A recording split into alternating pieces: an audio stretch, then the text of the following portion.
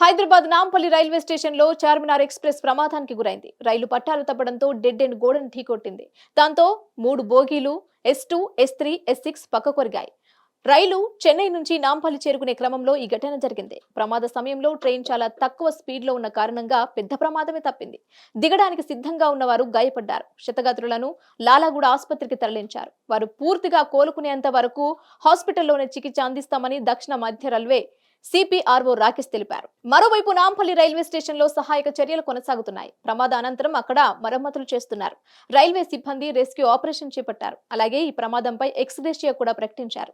తీవ్ర గాయాలైన వారికి 2.50 లక్షలు, గాయాలైన వారికి 50,000 ఎక్స్గ్రేషియా చెల్లిస్తామన్నారు. మధ్యాహ్నం 2 గంటల లోపు పునరుద్ధరణ పూర్తవుతుందని, ఆ తర్వాత రైళ్లు యథావిధిగా నడుస్తాయని దక్షిణ మధ్య రైల్వే అధికారులు తెలిపారు. అయితే చార్మినార్ ఎక్స్ప్రెస్ ది ప్రమాదమా, నిర్లక్ష్యమా, ట్రైన్ డెడ్ ఎండ్ వాల్ ను ఢీకొట్టడంపై ఉన్నత అధికారులు ఆరా తీస్తున్నారు.